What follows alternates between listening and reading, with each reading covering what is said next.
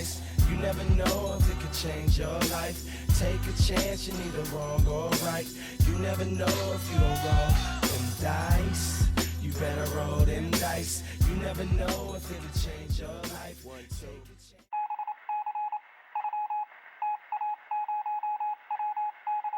Special bulletin from Multiverse News Network. This just in at D&D Direct this month, Wizards of the Coast announces a new Dragonlance board game and adventure, as well as a Spelljammer reboot. That's right, folks, you heard it here first. Spelljammer confirmed. Plus, the Dungeons & Dragons movie has a title. Look for Dungeons & Dragons: Honor Among Thieves next year. And that's not all. Wizards has also previewed a new adventure, Journeys Through the Radiant Citadel, and a starter set called Dragons of Stormwreck Isle. Finally, what does it mean when Hasbro CEO Chris Cox says that the Dungeons & Dragons rule set can be applied to more brands and intellectual properties? Stay tuned for all this and more on MNN, the Multiverse News Network. Don't forget to buy Warforged bonds, I guess. That's right. Buy Warforged bonds today.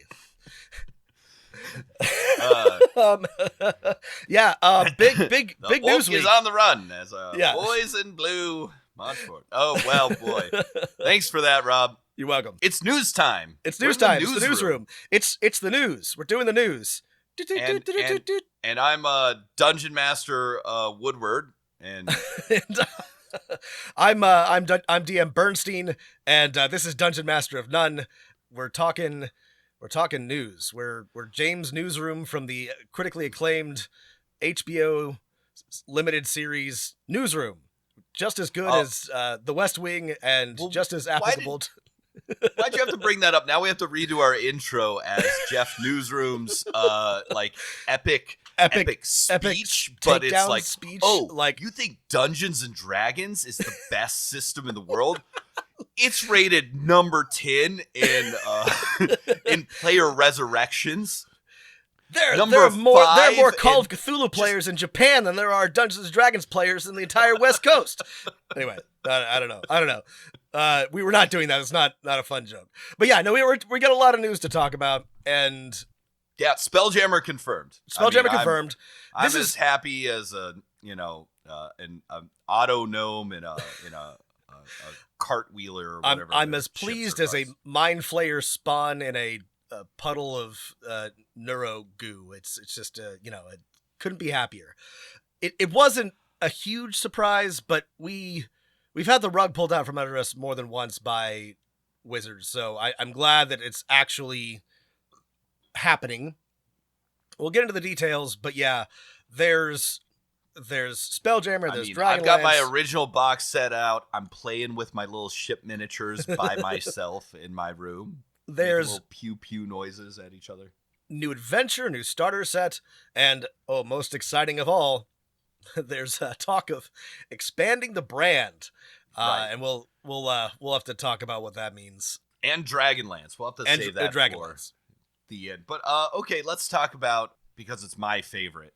It's my show, Rob. It's your show. It's your show. You can talk about Spelljammer if you want to. All right, I love Spelljammer. Everyone knows I love Spelljammer. I'm excited for this. I'm excited for the return of a classic format. The Holy Box set. We haven't had one of these that isn't some sort of, I don't know, special thing for something that isn't a campaign setting, which I think is what it works best for in a very long time. I have no idea how long, but it's been a long time. So you get like 3 books, right? A rule book with the ship info, like an adventure that's divided into 12 episodes. Seems like they're doing some kind of Buck Rogers cliffhanger type thing. Love that. And then Flash a monster Gordon book type of thing. Yeah, Flash Gordon. Yeah. The Buck Rogers, Flash Gordon. We're all in the same place. Are they it's different, also or they're the same? They are different, but they're same Okay, vibes. Strong vibe overlap. It's also reasonably priced. 3 books for $70. I am glad to see it. I was a little concerned, inflation. They've been talking about raising prices. I was a little worried that they were going to try to, take us nerds for all we're worth. But that is a reasonable price point for a box set. I'm going to get this one. I'm going to get this one sight unseen. I Yep. do that with every Wizards book. Sorry, it's not like that big of a deal, but I'm gonna do it anyway. Yeah. You're gonna do it without complaining this time. I'm gonna do it without griping. Yes, that's exactly right. No belly aching on this hammer ship as we head into the Astral Sea. So it seems like they made a couple interesting changes to Spelljammer, just to talk about some of the details. Gone is the Phlostian, right? So that weird hangover of their idea that we're going to use like Aristotelian like cosmology. Right. So there's no Phlostian. Apparently, when you just sail far enough away from a system, you transition from, actual vacuum space, wild space, into the Astral Sea, the plane we know and love with all the Githyanki and other things like that, dead gods floating around. Listeners, so, wait. What do you think about that? I've never said this word out loud. I always thought it was Phlogiston, but Phlostian. It is. You're right. No, I might not be. I straight up don't know. It's a Greek word. Anyway, yeah, but yeah, they got rid of that. Now it's more like I don't know. I kind of liked the weird Aristotelian space-time thing. I thought it was like, it's magic and weird. Let's just like lean into it. You're traveling through the ether, but that's fine. Whatever. That might have been too weird in the focus group testing. The interesting thing about the Phlostian, whatever it is that it allowed you to map out, if you wanted to, how different worlds connected in kind of a hyperlane network. Right. It was also like kind of stupid in that like there was a lot of ways to kill yourself. I don't know. That was kind of a feature. There were a lot of rules about how you could die in the in-between spaces, which I guess is fun if that's the type of game that you want to play, but yeah. Well, that's what we lost. Here's what we gained. I think the Astral Sea is interesting. So you don't age there, right? Right. On the astral plane, there's often, other travelers there, people like, vibing on the astral plane, if you were. Yep. And there's a bunch of, there's a lot of interesting threats in that, like, the Githyanki live there. They've got their whole city there. And there are basically planes or portals, at least in the traditional description of the Astral Sea, like swirls of color that are portals to every plane in the multiverse, right? Because the astral plane is kind of the plane behind it all. Right. So if you like want to combine Spelljammer with a more plane hoppy, like if you want to take your ship to hell, it facilitates that a lot more easily than Spelljammer did. So I kind of like that. I kind of like it too. They've been using this Astral Sea as sort of like a unifying plane theory for the whole multiverse, and I'm okay with that. It's been there since Planescape, since second edition. I like that. There's things living out there. You don't age. I can work with that. I'm not mad about this change for spelljamming. It makes sense if you have to have some kind of magic hyperspace. I think it works okay. I do like when we get to our Starfinder review. Starfinder has a really cool magic hyperspace. It's called the Drift.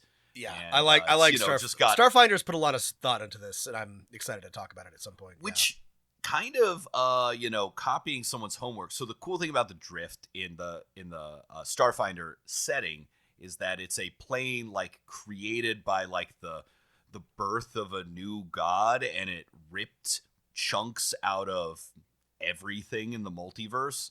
So it's just kind of a sandbox for the dungeon master. Do you want to put a cool encounter as players travel from system to system? Put whatever the fuck you want here. And the Astral Sea is kind of like that, right? In that there are bits, because it has connections to every fucking plane, there are bits and pieces of every fucking plane kind of around it. So, some homework copying, but it's some good homework to copy. Yeah. No, I like it. I'm glad they borrowed from that. So the 3 books are Spelljammer Adventures in Space, which is our rule book. We got our new player races, and assuming our ship rules, which will nowhere near be as good as the ones you and I cooked up over on Patreon. They're good rules, folks. Check them out. Patreon.com/Dungeon Master of None for all of your ship combat needs.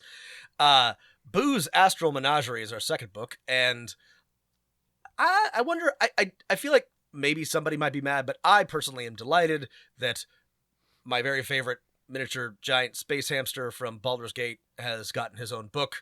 I think that's delightful. It makes me happy. I can't wait to see what's in it. Actually, we gotta look at some of the new creatures, and they're pretty cool. There's some good monsters in here. Right, we got a little bit of classics, and then like some new ones. Like I'm pretty sure, like we got our classic Gadabout, the little butterfly wings from the Spelljammer classic Monstrous Companion. But like some new stuff, like the Goon Balloon, just like a wacky evil monster. I love it. That was my favorite from the. I love the Goon Balloon. I also like they've really leaned into the wacky, again, Pulp, Flash Gordon, Buck Rogers, the Fractine. Looking at the art for this, it's like a beholder trapped in like a 2-dimensional pane of glass, just like flying, like from Superman 2. Kneel before Zod! It's an amazing throwback. I love it. I think it's just rad as hell. So I'm super excited about the monsters. I'm looking for clues, Rob. I'm a Spelljammer detective, and That's in the fine. art for the asteroid spider, it looks like it's eating a ship. It ship does. That could be a Spelljammer, and I hope you notice, Rob, that this Spelljammer looks hella different than the ships I made you look at for a long time in my Spelljammer campaigns or when we reviewed that book. This is a distinctly new Spelljammer design, if it is a Spelljammer. It's wooden, it's got sails, it looks like a little bit of a cross between a sailing ship and a Zeppelin. It's got big Treasure Planet vibes in my estimation. I'm interested. I'm with Matt here. I think we might be getting some new Spelljammer designs. I would not hate that. I wouldn't hate it either. I mean, some of the goofy ones in the original are like fun and goofy, but I don't know. Do you really want to have a whole campaign on a ship that looks like a squid? Maybe you do. Why does it have a sail then? I don't know. No. I did notice that on the DM screen, some of the classic Nyogi, if you remember those weird I do remember the eel Nyogi spiders, made it back. And of love course, them. we've got the classic Illithid Nautiloid, which is a design that will stand the test of time and be with us forever.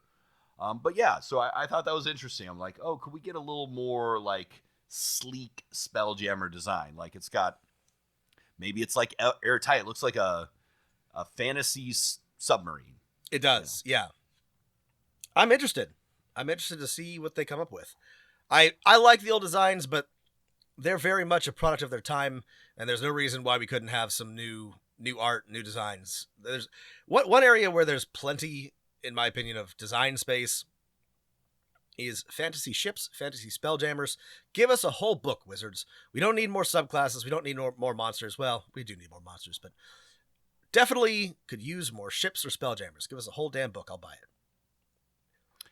Yeah. Okay, so we've got an adventure and a player's guide, too. We also got, like, a cool little trailer. I will mention in the trailer, it did look like they're just floating around on a normal Spelljammer galleon, which is just a sailing ship floating in space. Nothing cool about it. Yep. See, what Spelljammers need, and I'm very about this, is they need, and they've done this with some of their arts in the past, is they need radial masts, right? They either need 4 or 3 masts because they're going in 3 dimensions. Give us more masts. Anyway. More masts. I like that. I'm the only one who cares about this. I care. I care about the masts. It's important. Okay. What else do we want to say about Spelljammer? Obviously, we only have a little bit to go on. Looks great. Very excited. Adventures in space. I've got a couple other things to say. I mean, so we're getting all the new races. We're getting the Thri-Kreen, which are both in Spelljammer and in Dark Sun. Doesn't look like we have psionics, so they just have the telepathy power, which we've seen before. We're getting the Hadazee, the deck apes. I love the apes. I love the apes. We've got our apes. We've got our official GIF, and we've got plasmoids, I which also love both the look GIF. great. I love my big, beautiful space hippo boys. I love them so much. And I'm super glad we're getting a again, that's actually, if maybe let's say there's a couple feats and maybe a couple spells and a couple, I don't know, what have yous. That's only like 4 or 5 races. The player's book is 64 pages. So I'm guessing we are getting a significant amount of Spelljammer ship rules and ships. So, I mean, that's something to look forward to. We have an adventure, right? As opposed to really much of, I think, setting details. That's my prediction, right? So we have a full 64-page adventure. If I'm like, what's missing in this box set? There's no like Dungeon Master's Guide to spell jamming, right? And so I think they're just kind of leaning into take whatever home campaign you have, take whatever Forgotten Realms or Kryn or Greyhawk campaign and just add some Spelljammers to it, right? Let your players flit around on a Spelljammer, right? There's probably not going to be too much Spelljammer specific stuff, which, is a little disappointing because after you do the opening adventure, maybe there's some world stuff in there. There's not like a Spelljammer world, which this original Spelljammer box set gave us with the Astromundi cluster and a GM book about like what's going on. What are the factions of the Crystal Spheres and Wild Space? So I don't know if we'll get, will we see the return of the, I can't even remember their name yet. The people who are against slavery or the chained men or, all the deep Spelljammer stuff. Yeah. Probably not. I mean, according to the announcement and the trailer, it's exactly like Matt said. It's designed to sort of connect, maybe theoretically, the Forgotten Realms, Eberron, Kryn. Maybe go between if you want to spell jam from one place to another, which is good. Actually, I like that. I am also with Matt on this, though. It would be awesome to have some Spelljammer specific locations, setting information. We'll probably get some, but it doesn't seem like there's going to be a lot of room for a lot of the cool stuff that was in the original Spelljammer setting. But maybe later. I don't know. I'm going to reserve judgment. Maybe a lot of that's in the adventure book, but we'll see. Yeah. Not to be too negative of Nancy. If I had to pick between the two, personally, I would love a 64-page book of Spelljammer specific factions and locations and new crystal spheres for you to explore. However, the better decision is to make a 64-page adventure book. I mean, that's better for everyone on this planet. But it is. So I'm excited for the adventure. I may actually run this adventure like as soon as it comes out and let you know how. Oh, the other thing is, I guess we're getting like some Spelljammer miniatures and stuff like that. Oh, yeah. I mean, who the fuck cares? But yeah, we can get those if you want. Somebody cares. I don't know. We'll see. I don't hate a miniature, but the last thing I have to say is about Spelljammer is, and I guess they just did this as a teaser, right? To like, hey, buy the Spelljammer box set. Look at all the cool fucking monsters we came up with.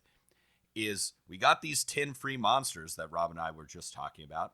I was looking over, we'll talk more about this in a little while, D&D Beyond, but like the number of free things beyond the basic rules is now up to like 3, right? This is the 3rd one, and by far the most substantial, and it's just 10 monsters. Mm-hmm.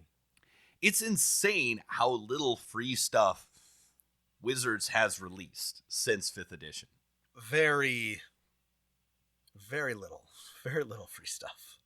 I mean, why wouldn't you like? I mean, I just feel like for every 10 monsters you release, you're gonna have another billion people buy your book. I don't know. I'm not Mr. Businessman. I'm Mr. Newsman. But that's right. That's still, right. It's just like we're Jeff Newsroom over here. We're not Jeff We're just regular NBC. We're not CNBC. That's right. Listen. That's right. This isn't the hot box with this isn't Jim Cramer, right? We're just talking about the news itself. So yeah, I don't know. I agree with you. They've got so 5th edition has long since surpassed the place where you can reasonably keep up with everything. And to Wizards' credit, unlike all previous editions, they did not trap themselves with too many character options or subclasses or whatever. It has not become so bloated. The rules for official play are pretty simple, a book plus 1 or whatever, so that, it doesn't get out of hand. But that's exactly the point. They should release some of that shit for free. They give the people, throw us a bone, Wizards. Right. What you think that people are? You think you're gonna make a shit ton of money from selling? What was the first book to come out? Was it Princes of the Apocalypse or Rise right? That's a great adventure, but what are you gonna lose for Princes of the Apocalypse is not. It's okay. Sorry, it's a fine adventure. It's an okay adventure. What are you gonna lose by either making that free or dropping the price down to $10? What do you lose by making the monster manual or the DM guide? I don't know. Oh, wait, I'm also not Mr. Business. I don't. The thing is that Paizo makes a lot of their stuff readily available or cheap PDFs, right? Full price books, cheap PDFs. Yeah, okay, Paizo isn't a multi-billion-dollar company, but they're doing pretty well. I don't think that the model is unsustainable. I don't know. Rob, my business gears are clanking here, and I'm slowly forming a thought, which brings us to another news item, right. Which is, what if the fact that they gave 10 things for free on D&D Beyond is because Hasbro, Wizards of the Coast, now owns D&D Beyond. They bought it for $47 billion from Fandom. So Wizards owns D&D Beyond, so maybe now they're okay, now that we own it, let's put some free stuff on there. $146 million, Matt. I'm sorry. That's exactly what I said. I think you were joking, but I was hold on a second. Yes, D&D Beyond, more than Twitter. Honestly, D&D Beyond, way more useful of a website than tweeter.com. Oh, yeah, absolutely. If one of those went away tomorrow, I could tell you which one I would miss more quickly, But yeah, no, D&D Beyond got acquired. And here's the wild thing is that I think most people didn't even know that D&D Beyond was not owned by or officially, I guess it was officially associated with Wizards. Yes, but officially, but it was not.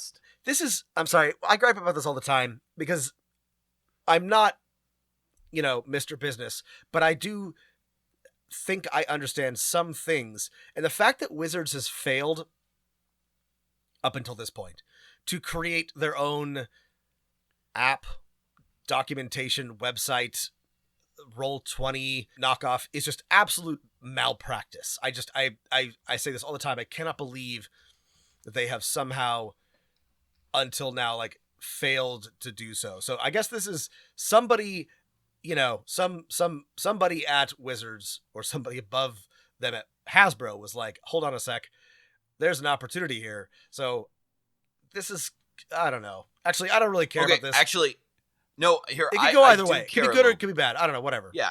At the end of the day, it doesn't matter. And I'll tell you why it doesn't matter is because, well, it will matter for us. And will we ever when you buy a book, will you get it on D&D Beyond for free? Which is all that I think anyone wants. It's the only thing anybody cares about. Or if you buy the book, you can get it on D&D Beyond for $5. A discounted PDF, yeah. Or if you want to buy it on D&D Beyond, it should cost a huge fraction of what it costs to buy a print book because it literally costs them nothing to give it to you. Mm-hmm. Okay, anyway, D&D Beyond, right, was created under Curse LLC, which was then acquired by Twitch, which was then sold by, so then it was Amazon. It was then sold by Twitch to Fandom Incorporated, which is the former Wikia business, which was owned and created by Jimmy Eat World Wales, who, just took all the code that everyone had made for him on Wikipedia and then used it to take over every video game, novel, movie series, fandom website and turn it into a terrible adscape. So if I want to look up dog shit, every Wikia is just it crashes my phone, crashes my computer. They're awful. Unlike Wikipedia, which is a great website which functions and loads quickly and doesn't, cause my computer to light on fire. But yeah, I don't know. It's a massive mega empire which apparently it no longer owns D&D Beyond. Now I just want to look up the name of that Sith Lord on Wikipedia who was the one from that created the holocron, and now I don't know because I was going to say the name of it, but Exar Kun. Thank you, Rob. I should have just asked. You should just ask me. Yeah. I want to know the name of Exar Kun. Embarrassingly, this was only a month ago. I mean, I'm not proud that I knew exactly who you were talking about within half a second, but yeah, no, I mean. This sounds like some Cohen, who should feel more shame? The man who had to look up the name of Exar Kun on Wikipedia? Or the man who knew it without looking it up, which whom amongst them is more shamed? But I mean, it's such a terrible wiki. I'm sure the people who made D&D Beyond, and in fact, we know several of them because they do cool interviews and stuff, are really great people, and they've programmed a okay website for looking up. So here's the thing: D&D rules. Beyond, it's not perfect, but it's searchable. It functions. It has the tools are neat. I like the character builder and the encounter builder. They all work pretty okay. I like being able to sort of easily navigate through different sections of the books. Again, spent a lot of time online, and there are a lot of dog shit websites out there. And D&D Beyond is mainly the problem is how much everything fucking costs. The website itself is pretty decent. Again, not like the fandom wikis, which are. Sorry, a tangent here. So this is just the thing that I was thinking about is Wikia is there are a lot of bad businesses out there, but this was absolutely the worst. They took work that just stupid fans and nerds like you and I had done on usually fan hosted websites, and they just fucking took them over and then filled them with autoplay video ads so that if I want to look up Exar Kun, I can't. It's what a terrible business. Jimmy Wales, I'm not giving you any. Well, I will still donate to Wikipedia, but not when Jimmy Wales asks me. No, when anybody else asks. No, I could tell you how many times I've seen Mr. Beast talk to me about something because I'm trying to look up some shit for Elden Ring, and there's an autoplay ad, and I cannot. They took over Wowpedia. Remember Wowpedia? I do remember. Well, I remember Curse. Curse used to be it used to own the wikis, but it also used to run the add-ons that you needed to play World of Warcraft because the game didn't give you the tools that you needed to raid properly because it was too fucking complicated. This is how old we are. We remember when Curse used to sell or manage add-ons for World of Warcraft. Anyway, now you all know about the history of fandom.llc. Honestly, actually, I'm taking everything I said back. It's Fandom Incorporated, not LLC. Sorry. And honestly, it's the perfect American business. Honestly, it did nothing. It stole from every part of itself, the in product and the infrastructure. And now it's worth hundreds of millions of dollars, I'm sure. It's the perfect business. It required nothing except, I don't know, branding, buying the right domain names, and they pay probably no labor costs because everybody who edits cutting and pasting. They cut and paste from fan wikis to their wikis, and that's all they have to do. The because the fans they get people to Feist's Rift War saga couldn't afford the hosting rights for their own wikia. Now it's on whatever fandom.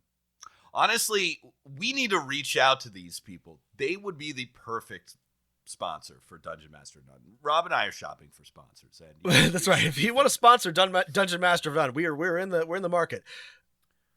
Listeners, I'll let you know that we were actually already approached by one sponsor. I'm not going to tell you who because I think that would be a violation, but it has to do with men's nether regions. And I want you to know that we are principled, and so we said no. Also, they weren't going to fucking pay us. They just wanted us to do an ad read for nothing, for maybe free product. Disrespectful, honestly. Yeah, incredibly disrespectful. Anyway, in sum, WotC now owns D&D Beyond, so hopefully they will like cave to pressure of fans or the market and like have a better system for having both the digital and print copies of their books. A thing people want. I want to have all the spells in the spell finder, but I also want to have the print book. I don't want to pay, but no one is going to pay for the book twice. Like, they've got to realize that. And also release some free stuff like every fucking month. You could do it. You're making enough money. It would make the game like living and vibrant. Oh, did you see some new? I'm putting down a token now. It's gonna get it's not. They're not gonna do any of those things, and they're gonna do something worse.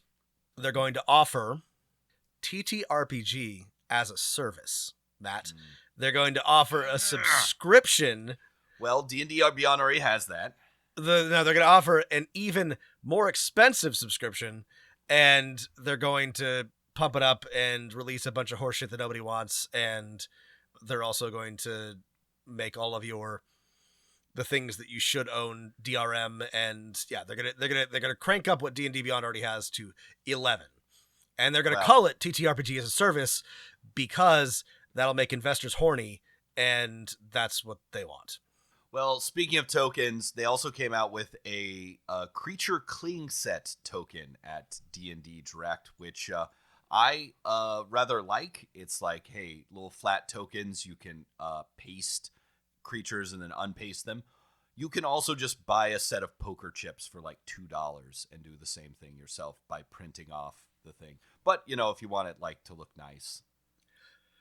Pathfinder, or it's not just Pathfinder's things, but Pathfinder's still done the best version of this. It was just like a big box full of like cardboard stand-ups and bases. Like it didn't, I don't know.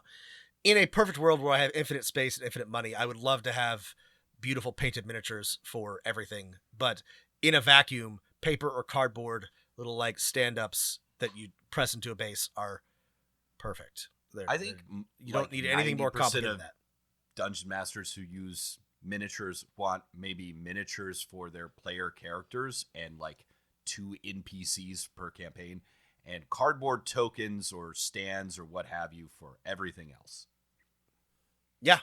And yeah, maybe I shelled out for a Lord of Blades mini. Oh. I ordered this from eBay that's a classic. That's from way back when. Yeah, because that's a rare find. And I love him, but I was like, I need a mini for like the final boss of my campaign. But like generally, I'm like, a couple for your big bads, for your players, and then everything else can just be, whatever. Speaking of things that are not miniatures, should we talk about beautiful segue? Dragonlance also confirmed. This one I was a lot more confident in. They've been really, really pushing, teasing this for a while, so I'm not. We sort of knew it was coming because of the lawsuit, right? Yeah. Episode, episode question. Dragonlance, law episode, Dragon Law. That's right. Episode, Dungeon Law episode. We'll link it in the show notes so you know. But yeah, so we knew this was coming, but confirmed. There's a new UA. Well, all that was shown in the D&D Direct is a trailer with an amazing voiceover from the actor who plays the Secretary General in The Expanse. I forget her name, but Avasarala? Yeah, Undersecretary Avasarala, who's always telling people sure she's to full fuck secretary. off. I think she's general secretary by the end. Okay, spoilers. Sorry. Shoren Agdashalu, I think is her name. She's got a fucking phenomenal voice. So good get. All-time top 10 voices in the top human 10 experience. Voice. Yeah. Especially in The Expanse when she tells people to like fuck off and like, fuck off, suck yeah, her go fuck balls yourself. and, Yeah. and she's like dressed in her like diplomatic finery. It's easy to forget. With all due respect, madam, where are you going with this? Wherever I goddamn like. Yeah, It's so good. she's fucking rules. Watch The Expanse. It's great. Anyway, so we saw the trailer. It didn't really tell us anything about the Dragonlance book, but we know we're getting it. And this was kind of crazy. They announced that they're doing a board game with the book. That Battle could- game. Battle game, right? So it's like a battle for mass combat. And the designers have said in an interview that they're like, you can translate your RPG characters to this battle. And it's by the guy who did like Pandemic Legacy, right? It's the Okay. Legacy guy Okay. itself. I forget his fucking name, but you know, I So don't know. he knows board game design. Okay, all right. Exactly. Yeah, I think he has a studio that does like lots of board games, including like revamping old board games. So that seems like a perfect get for something like this. I mean, honestly, to me, that sounds amazing. A board That sounds game that cool you to could me. Translate your role playing game characters to, and then maybe has some legacy elements to it. That sounds kind of neat. I'm always skeptical of everything that was. Would just it doing. work? Who But knows? But it sounds cool. I'm interested to see what they come up with. It sounds really cool. It sounds genuinely pretty rad. If it does what they say it's going to do, that would be very cool.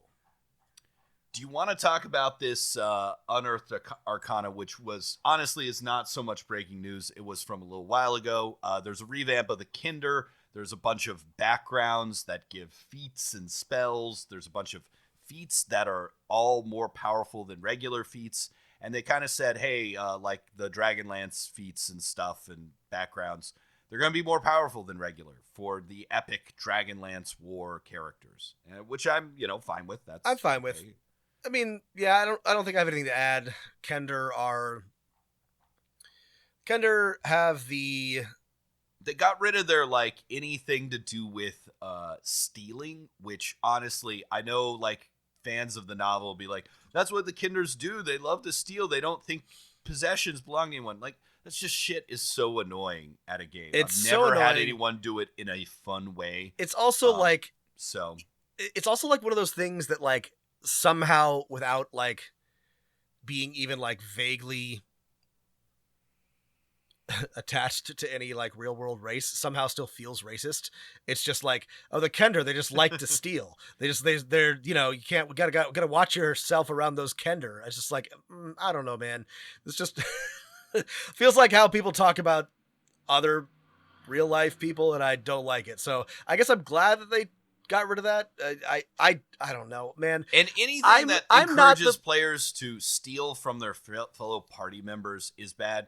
Let me tell you, like, from running lots and lots of games now with my students who are 99% of them are completely, like, new to any trope of role-playing games or most fantasy, right? When someone tries to steal from someone else, it upsets everyone. Like, there's never there's fun. no baggage they're bringing into this. Everyone just hates this. Everyone hates it. You don't need to be conditioned to hate it. It's just unfun for everybody. Anyway, Kender are annoying. I'm sorry. I'm not the biggest Dragonlance fan. I don't like hate it, but like I did not love the Kender characters, and so I'm completely ambivalent on this particular UA. But I am really interested to see what the new stuff looks like, the new battle game, the new books, the new adventure. It's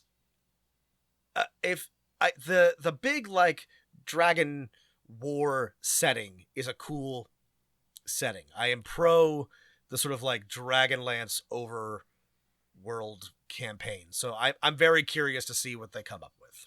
Right. If you're like, okay, we're leaning into the strengths of Dragonlance. Dragonlance is going to be about a giant, campaign setting wide war between the forces of X and Y. And the players are caught in between it, doing things kind of Lord of the Rings or like the original novels, going from place to place, rallying people to the sides, doing some quests, then leading troops in battle. That's a, cool idea for the campaign setting. That doesn't doesn't work super well with like Eberron or Forgotten Realms all of the time, right? Right. Because those are settings where, you know, there's about other things. Right. So if they could do that right, I would really enjoy it, especially if they could. I mean, the main problem with the original Dragonlance campaign setting and original Dragonlance campaign is it's one of the worst things ever written. And if anyone ever plays it, not because of like the prose or the encounter design, it's because you are literally following the heroes of the novel around and like tying up loose ends. There is nothing fucking worse than you could ever imagine. It is the most railroad of railroads. It is a, you know, it is a product that is cursed. And I hope no one has ever played it. I don't know if anyone has. If you have, send me a message. I would love to talk to you and see how your brain has become like gotten holes in it from having that experience. Yeah. So I mean, I don't know. I'm interested to see what they do with Dragonlance. I don't hate it. I'm definitely more excited about it than I am about any new Forgotten Realms setting stuff. So, and if they do the grand campaign, if they do like mass combat in an interesting way, that would be something. That would be unique and new, because lots of D&D books have tried, but I don't know. None of them have gotten it right yet. So a campaign that focuses on that and does a good job with it, that would be something. I'd be really interested. So I'm cautiously optimistic about that. I'm optimistic too. Yeah, sure. I mean, I wish, man, when they revised the Kinder, they got rid of like the annoying like stealing stuff and the extra dimensional pockets that the earlier UA has. But now they are immune to the frightened condition, which, if you remember from the base rules, halflings have advantage on like brave, right? They have advantage. Like, Yeah. First off, it's just better than the halfling. But second off, like, I don't think it's as interesting to give base, especially species, straight up immunities. I would rather you give them a cool advantage, like getting advantage on something, as opposed to your blanket, you're just immune to this one thing and no one else is.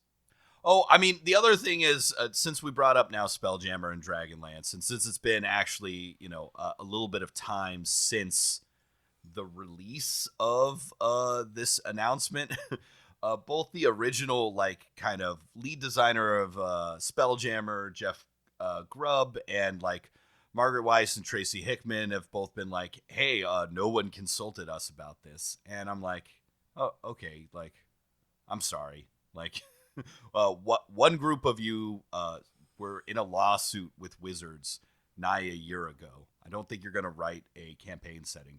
None of them have really written like an RPG stuff in the like last 2 decades. The last thing Weiss and Hickman wrote for Dragonlance, like for 3rd edition, that was an unlicensed or a licensed like product, was dog shit. I mean, they're both like, Jeff Grubb like writes computer game. He like writes for Guild Wars too. Like, I'm sorry. Like, I mean, I would feel bad for you maybe if you didn't have another job. Yeah, but I mean, yeah, I've no dog in this fight in any direction. I don't know. I'm having trouble like mustering any outrage about. No, I don't think there's any outrage to be had here. Yeah. So, I mean, these things were always created as like a wizard right property. Right. Both of them. None of them have designed a single thing for 5th edition. Like, I would feel completely differently. I know you would too, if like they released a new Eberron book without at least consulting with Keith Baker. Right. Because he is churning out excellent shit like all the time and writing for 5th edition. I mean, I guess that's the difference, right? Okay, what else we got on the news reel?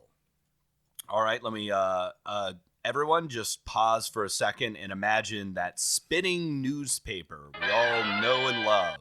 It spins around and it comes to a stop on, let's see, I don't know, there's like some weirdo Magic player keeps saying that like Hasbro should spin off Wizards of the Coast, and he's like trying to rally investors.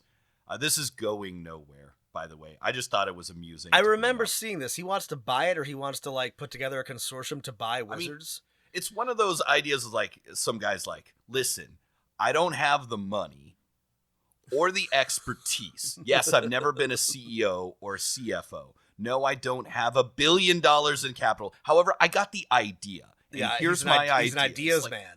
Yeah, it's like anyone who has lived around the real world. What do you think the valuation? Completely useless. What do you think the valuation useless of to be an idea. Wizards is? You think?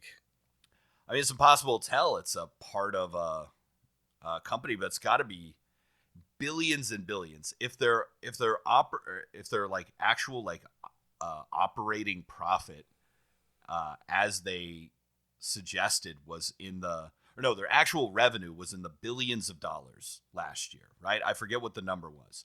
It was like just over $1 billion, right? Yeah, just over $1 billion.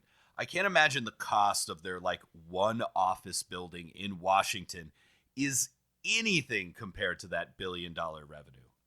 Yeah, I mean, it seems like this guy is like some kind of, I don't know, like Magic player who got bitter, which I've known a lot of Magic players from going to a lot of local gaming stores. And a Magic player who got bitter is like the worst person I could ever imagine to put in charge of anything. Absolutely. Like I had a friend who was like, oh yeah, I'm not going to play at that store anymore. Like, these are the reasons why their tournament rulings are wrong. I'm like, God damn, man, you got to let this shit go. This Magic guy probably cannot afford to buy it, even if Hasbro did want to sell for some reason. Right. Elon Musk could buy it. What if we convince Elon Musk, instead of buying Twitter, to buy Wizards of the Coast? Here's the thing. I'm comfortable making this joke because he hasn't shown any interest whatsoever in tabletop games. He's bitched about Netflix. He's bitched about Twitter. And I don't know, like, he's like the most boring form of geek, but I don't think he's ever played a tabletop game because that would require him to interact with other human beings like on an like equal footing. An equal level. Yeah, like as a normal, not treating them as like weird peons or test subjects. Okay, we can fix what you just said, Rob.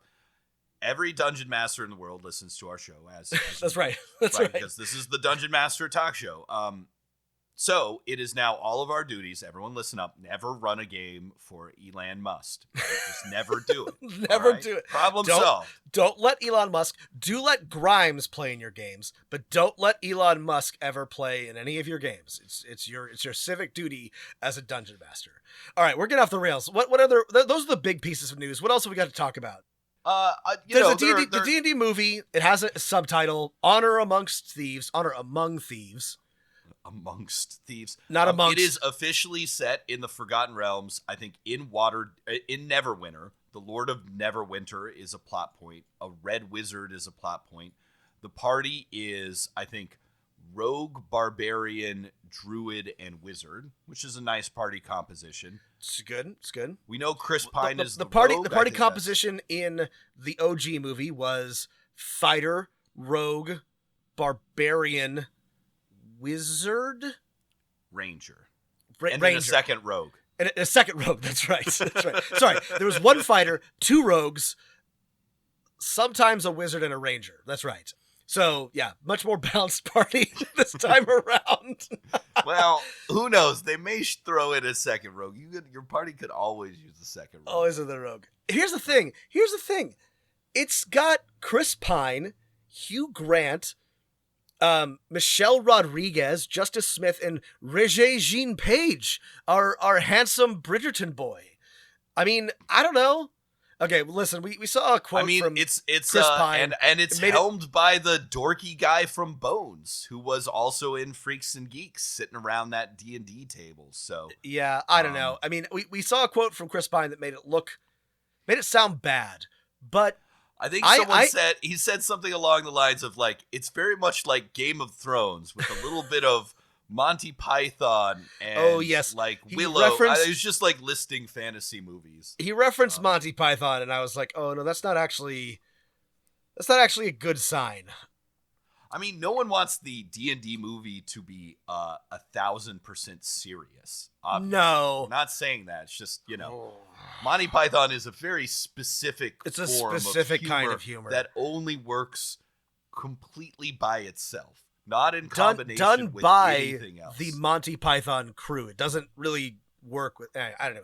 Anyway, who knows? We'll see. It's supposed to come out March of next year, so if we're still alive in March of next year, we'll let you know what we think. And I think you've been following this more closely than I have. Speaking of things that are being produced in the D&D name that cost by themselves more money than every tabletop book ever made, Baldur's Gate 3. Yeah, I'm not like the biggest fan, like the world's biggest fan, but I am a very, very big Baldur's Gate fan. I have sunk countless hours into the original 2 and their expansions. I love them. I am excited about Baldur's Gate 3, which is in early access or something. It's been in early access for a very long time. And the thing is that these days I just don't buy anything until it's... This isn't true. I'm a liar. I try not to buy anything until it's done. So I have not tried... What did you buy early access? Did you buy the Dune game early access? I bought the Dune game. I haven't played it yet. How did I know? How did I know? I bought the Dune game. But yeah, no, sorry. I'm a sucker for a Dune game. But I'm excited for Baldur's Gate 3. A bunch of people have played it. I haven't heard anything about it, which is neither good nor bad. That nobody has said, wow, this is terrible. Nobody has said, wow, Baldur's Gate 3 is so good, even in early access, you should go play it. It is taking a long time to develop. I don't like this whole thing of, here's a game that's almost finished, go play it. I'm just going to wait until it's done. Okay. So, all right, that's fair. Let's not review things until they're out. That's fine. Specifically with it's specifically with things that I have a lot of investment in, and Baldur's Gate 3 I have a lot of investment in. So I'm just going to wait until someone's like, it's great, go play it, it's done. But yeah, they're spending a lot of money on producing it. So just a question: did you play the studio that's making it? Because of course it's not BioWare because it's combusted. It's some Belgian studio that made the Divinity. It's Larian. That's right. No, I did not play. People are gonna get mad at me. I did not play Divinity: Original Sin. People say it's good. Yeah. I have not had a chance to play it. People say it's great though. Did you play Divinity? No, of course not. A bunch of our friends played Divinity. When do I have time to sink into like a 50-hour? You have time to run a D&D adventure every single day at lunch multiple times.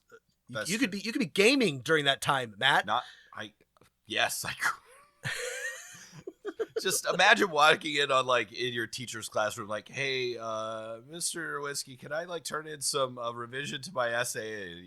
You're deep in gaming. There's some weird cutscene where a dragon is talking to a dwarf. And you're just like, as a high school, I feel like you'd be like, I just don't want to be alive anymore. This is too much for me. You're describing something that almost definitely happens every single day. Yeah, okay. Anyway. All across America, teenagers are walking in on their teachers gaming.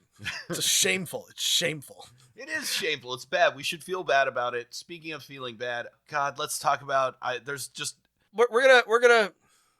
We're gonna focus because there's a lot of things to talk about. We'll cover these other things. I want to spend the rest of our time talking about the last thing on the D&D Direct. Oh, because sure.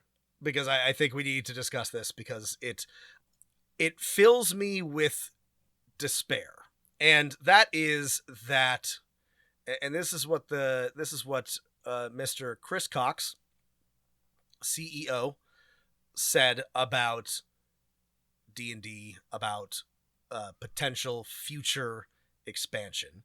Oh, yeah, sorry. There's a lot of international growth vectors we can do, Cox said. There's a lot of new exclusive content we can do. You know, we've talked a lot about universes beyond in Magic. This is capitalized, universes beyond. Right. Which is this concept of thinking about Magic as a play system and bringing in outside brands or outside IP into that play system. We see potential for that with D&D as well, and we think D&D Beyond can be a primary hub for that. So, Matt, what do you think about that? What does this mean? What does this mean? Okay, well, so we know with Magic, like, I'm just trying to get into Mr. Business's head here. We know with Magic, this means basically buying a license from, let's say, Warhammer 40K. Walking Dead, Lord of the Rings. These are the things they've already done. Yeah. And then printing some cards with it, right? And then making, or maybe a set with it, right? And then making money over the fact that people are excited by Walking Dead Magic cards. I'm not sure what the fuck he means for D&D, because like you can license or you can make a 5th edition version of Warhammer 40K or The Walking Dead. Like people have already done that for a bunch of other things. Like we were just, I think one of the maybe other things it means was our list was like Free League's making one with the Blade Runner, and I think it's 5th edition or something. Or but that's Dark D20, Souls. That's D20 Modern, right? Like Okay. that's a OGL. No, sorry, the Free League is not a 5th edition game. But like we were talking about this, it's their own Free League system. But we were talking about this with the Dark Souls game, right? Right. You can do this. But those are stripped down, OGL license games. Not that that matters or anything, but these would be Wizards branded Stranger Things, adventure sets or something like that. And my concern, well, that, as you said, doesn't sound like the worst idea. That doesn't sound like the worst Stranger Things. I mean, I'm sure you could pick some other license that sounds much worse. I mean, I give me 5 seconds and I can come. I already came up with one. Vampire Diaries themed Dungeons and Dragons, box set. I mean, I would love to play a Vampire Diaries role-playing game, just not with 5th edition. Anything but 5th But that's exactly what I'm saying, Matt, is they're going to snap up every single IP that they can get for cheap, and they're going to slap D&D on it, and they're going to throw it out there, and the shelves are just going to be... Here's the thing. They're just going to flood the shelves with crap. And you know what this will mean is that we're never really going to get a new edition. We're never going to really get any, new innovations. We're going to be stuck with sort of this god-awful, stapled-together framework for the rest of our lives. It's going to be the unity of TTRPGs. It's going to be just this, the Unreal Engine of tabletop role-playing games, except not good. And the only way I can see this happening is that it sucks. The only way that I can imagine this turning out is just going to be awful. Okay, let me play the Archon to your be the Archon to my Demiurge. Or sorry, yeah. So, in another way, this could mean, right, basically just trying to find some fucking brand synergy and actually like the plane shift shit they released for the lackadaisical first year of D&D 5th edition, where they're like, oh, here's a Zendikar PDF that's 10 pages long and has almost nothing. Yeah, they could really lean into the Magic the Gathering synergy, and then maybe bring in some other fantasy realms to make a D&D product with them. And at the end of the day, the people running D&D understand that 5th edition doesn't work for every type of game. They do understand that you can't make a Vampire Diaries 5th edition role-playing game and it be any fun, or it being able to tell the type of stories that you would want to tell, right? I gotta believe that Chris Perkins and the other folks who are actually writing the game, who have to write this shit, right, understand this, right? I know they understand this, right? So, yeah, might it mean we get some more, expanded adventure books set in an IP? That's what Hasbro's about. It's buying an IP or owning an IP and licensing shit to make toys or board games, right? That's what they Okay. know. Okay. So, I don't know. I think it could be not that bad. They also have to realize, and this was another random bit of news we had, is there is just like a glut of like 5th edition licensed stuff, right? We saw that like a company's making a Pacific Rim 5th edition, right? And it's just like, no, don't play Pacific Rim game in 5th edition. Play it in anything else and it will be awesome. We love Pacific Rim. Don't play it in 5th edition, right? Yeah, I know. This is a travesty. I love Pacific Rim, and this is not how you should... Honestly, Pacific Rim might work better as, like, a rules light, like, Fate system or something. Oh, it would absolutely work. Like, it actually should not be, like, very, like, combat heavy or combat focused. That actually doesn't make any fucking sense for Pacific Rim. It should be entirely on your feelings and the feelings that you have with your co-pilot. Right. The only two things that matter are the feelings for your co-pilot and punching monsters. We could write a one-page Pacific Rim RPG, and it would rock. Like that's really all you need. Feelings and kaiju, John Harper. Feelings and kaiju. Go ahead and do this for us, please. And the funny thing about this like licensed Pacific Rim, and there was 100 other ones that I think it was Evil Genius Games, and God help me if I got that game company wrong. Sorry. I think that's right. I think it's Evil Genius. It was like, it's all a D20 modern reboot, but for 5th edition, and then like the specific class for Pacific Rim is twins. Like that's not what's special about Pacific Rim. Is that twins? Is like it's that his twin died. That was a motivating factor of one. Anyway, it blew my mind. But I don't know, Rob. You're right that this like. Something in Wizards is sensing the market. Like, the Kickstarters are getting bigger. The Avatar one was just insanely huge for a license powered by the Apocalypse game. Free League is announcing they're doing a Kickstarter for a Blade Runner licensed game using, I'm sure, a version of their own, Free League system. Yeah, so it's like we're in branding licensing age. A new age has dawned. The age of Aquarius is here. That's right. And it's about licensing. The old regime is dying, Matt, and the new one struggles to be born. Now is the time of the monster manual. Now is the time of the monster manual. All right, that seems like a good place to call it. There's more news. I mean, I want to end on a positive note. Okay. Because that got pretty dark. Okay, sure, whatever, branding, I don't know.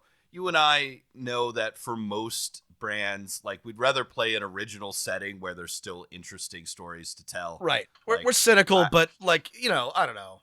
I'd rather play in a generic cyberpunk setting than Blade Runner, right? I already know. Truthfully, yes. If let us make our dream of electric sheep. I have the answer. The answer is yes. Yes, they do. Give us the the base and let us add our own dressing. If that happens to be Blade Runner themed, great. But I don't want to buy a Blade Runner board game or TTRPG. I want to buy Cyberpunk and add Blade Runner elements. Yeah. This is interesting and, ties it back to D&D and 5th edition and things being in 5th edition, but is maybe positive, is that Paizo announced that for one of their adventure paths, I think it's Abomination Vaults, they are converting it to 5th edition and publishing it as like a PDF and a hardcover. And I think from all signs, Pathfinder 2nd edition is doing great, right? Making them lots of money. Yes. Actually, I want to talk about this in a new or an episode soon, but 2nd edition seems to be doing really well. Paizo is selling a lot. We've got a lot of players. They're getting a lot of attention. They're putting out some really good stuff. And it's unfortunate that we haven't had time to review it all like we do all Wizards releases, but Pathfinder is putting out some really good adventures, really good books, really good supplements, world building books. Yeah. I mean, it's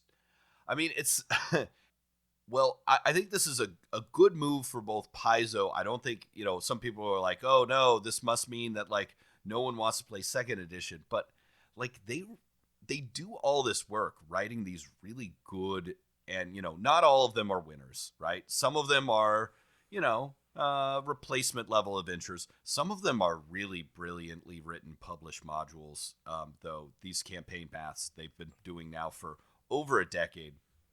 And I I think converting some of the 5th edition is a smart move. Like, it's basically written, right? You just have to do all the number stuff, which is, admittedly, a ton of work in like rules and layout and editing and balancing and playtesting. But a lot of the other work is already done, and people are still playing a Paizo book and a Paizo adventure path. And here's the deal, there's a lot of third-party 5th edition publishing out there, right? Yeah. And it's mostly like supplements and campaign settings and stuff like, and short adventures, right? Because that's all, like most people can do. But like a 200-page adventure, like the type that Wizards puts out or the type that Paizo puts out, is more rare, right? Mm-hmm. And I think people want that big adventure. And why not convert to 5th edition?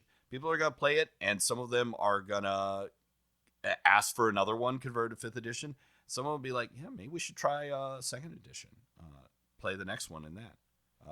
Pathfinder 2nd edition. Anyway, yeah. So I thought that was an interesting bit of news, and I hope they convert more of them. I hope they convert, some of my favorites. Just so more people will get to play them, because they're great adventures. Yeah. The Crimson Throne, people. Put in. I mean, this is also edition. Like how they got their start is by doing D&D better than Wizards was at the time. And so right, fucking Shackled City and Age of Worms in Dungeon Magazine are great adventure paths, and of course the first adventure paths, Rise of the Rune Lords and Second Darkness, were published for 3.5, not for Pathfinder. So because Pathfinder didn't exist yet, or it was in a beta test. So I don't know. There is good news. I mean, here's the a lot of this news was good. Right, we just ended on dark branding. Sorry for getting universe. Cynical. Yeah. Honestly, if you take nothing else away from this hour-long ramble, this is good, right? People are playing TTRPGs. People are buying them. More jobs, more creators are getting paid. There's more games being made. I just don't want to see it all get captured by lazy corporate cash grabs. It probably won't be, right? Gamers in general are recalcitrant and difficult, so good for you. You only have to see how everyone shit on the Dark Souls, 5e book, which, looks like it had a lot of problems beyond just being 5e for Dark Souls. Yeah. So anyway, people this are is not going to put up with just lazy converts anymore. I think, like we've, talked about plenty of times, really in like the middle of like a TTRPG renaissance. I think we both would like to see some of that wealth and opportunity spread out beyond 5th edition, beyond Wizards of the Coast. But honestly, in this case, for now, A Rising Tide does lift all boats, and it is good that we are getting a new movie, all these big releases, people are paying attention. So it's a good time. It's a good time to be a horrible nerd like us. Yeah, I think it is. I mean, I want to see some data on whether Rising Tide does lift all boats, but I hope it does. I hope it does. I hope it does. My gut tells me, yeah. In the immediate future, we have a new compilation adventure coming out from Wizards of the Coast, Journey Through the Radiant Citadel, which all of the authors of the individual books are people of color. So that is a cool move. I'm glad Wizards did that, and I don't know. I'm looking forward to reviewing that one. Yeah, we didn't mention it, but I'm really looking forward to reviewing that one. I can't wait till it comes out. I'm excited to see what they come up with. All right, everybody. Well, that's the newsroom. That's the news. Signing off. That's right. That's the way the dice rolls. That's the way the hit points fall. Thanks for listening. Stay healthy, stay safe, and keep rolling them dice.